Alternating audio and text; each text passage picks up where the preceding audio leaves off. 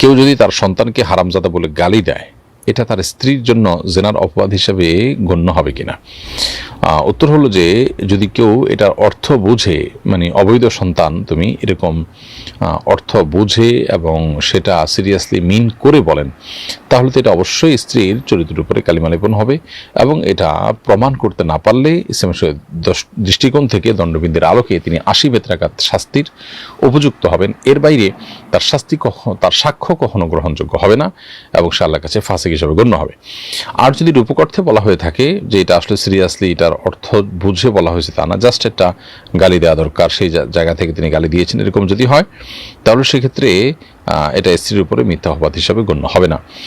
আর সাধারণত বাবা ছেলেকে এরকম যখন বলে রাগের মাথায়, তখন সেটা সিরিয়াস অর্থে, এটার অর্থ বুঝে তার জন্ম নিয়ে সন্দেহ করে প্রশ্ন তুলে তারপরে বলেছেন, এরকমটি হয় না। যার কারণে সাধারণ অবস্থাতে এই গালি যদি বাবা দেয় তাহলে সেক্ষেত্রে উপকর্থে গালি হিসাবে বিবেচিত হবে এবং এর কারণে স্ত্রীর উপরে অপবাদ দিয়েছেন তিনি এমনটি বলার কোনো সুযোগ থাকবে না। এরপরে প্রশ্ন হলো, আমি গার্মেন্টসে কাপড় ধোলাই সেক্টরে কাজ করি, কিন্তু সেখানে মাঝে মাঝে নারীদের পোশাকও থাকে, এই চাকরি করা জায়েজ হবে কিনা? উত্তর হলো যে জায়েজ হবে। নারীদের যে পোশাক আছে সেগুলো ধোলাই করার ক্ষেত্রে অন্য 10টা পোশাকের মতো সেগুলো ধোলাই করবেন। সেখানে যদি আপনি আলাদা করে আপনার মনের ভিতরে কোনো ওয়াসওয়াসা আসে, কোনো বাজে চিন্তা আসে, সেখান থেকে আপনার নিজেকে বাঁচানোর চেষ্টা করতে হবে। মৌলিকভাবে এটা কোনো হারাম কিংবা নাজায়েজ বিষয় নয়। এরপরে প্রশ্ন হলো, মা খালার বাড়িতে থাকতে চায়, কিন্তু সেখানে গেলে তারা একসাথে বসে গীবত করে এবং সেখানে যেতে বাধা দেই, মাঝে মাঝে রাগারাগিয়ে করি, এদিকে আমার গুনাহ হবে?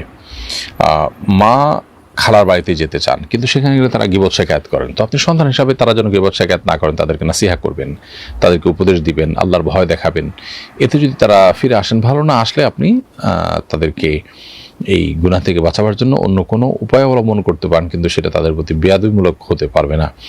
ধরুন দুজনকে দু জায়গায় রেখেছেন এবং তারা খুব মনোবেদনায় আছেন, কষ্টে আছেন, এরকমটি করা জায়েজ নেই। বোঝানোর ব্যাপারটা নম্রতার সাথে বোঝাবেন এবং তাদের সঙ্গে দুর্ব্যবহার করবার কোনো ইখতিয়ার আপনার নেই। এরপর যদি তারা গুনাহে লিপ্ত হন, সেক্ষেত্রে তার দায়ভার তাদের উপরে, আপনি আপনার জায়গা থেকে চেষ্টা করেছেন, জাস্ট এটুকুই আপনার জন্য যথেষ্ট ইনশাআল্লাহ তাআলা। এরপরে প্রশ্ন হলো, একজন মহিলার বাচ্চা হওয়ার পরপরই জীবন আশঙ্কা থাকায় জরায়ু কেটে ফেলে দিতে হয়েছে। বর্তমানে তার রক্ত ক্ষরণ হচ্ছে, কিন্তু যেহেতু জরায়ু নেই, এই রক্ত কি নেফাস হিসাবে গণ্য হবে নাকি ইস্তিহাজা হিসাবে গণ্য হবে? বাচ্চা হওয়ার এবং জরায়ু কাটার আজ 3 দিন পার হয়েছে, এমত অবস্থায় উক্ত নারীর নামাজের বিধান কি? উত্তর হলো, কোনো নারীর জরায়ু কেটে ফেলার কারণে বা অপারেশনজনিত কারণে যে ব্লিডিং হচ্ছে, সেটা যদিও তার লজ্জাস্থান দিয়ে হোক, তারপরেও সেটি নেফাস হিসাবে বা সন্তান পরবর্তী যে ব্লিডিং সেই হিসাবে এটি গণ্য হবে না, বরং এটি সাধারণ ইস্তেহাজা বা অসুস্থতা হিসেবে বিবেচিত হবে এবং এই অবস্থায় তার নামাজ কন্টিনিউ করতে হবে। অনবরত রক্ত বের হতে থাকলে তিনি প্রত্যেক ওয়াক্তের জন্য নামাজ পড়ে নেবেন, ওযু করে নামাজ পড়ে নেবেন, এর মধ্যে রক্ত বের হলেও কোনো অসুবিধা নেই, মাযুর হিসেবে বিবেচিত হবেন। খোলাসা কথা হলো, নির্যাস হলো যে জরায়ু কেটে ফেলার ফলে যে রক্ত আসছে এটাকে নেফাস বলার কারণে, নেফাস হবে শুধু সন্তান প্রসব পরবর্তী ব্লিডিং হলে সেটি।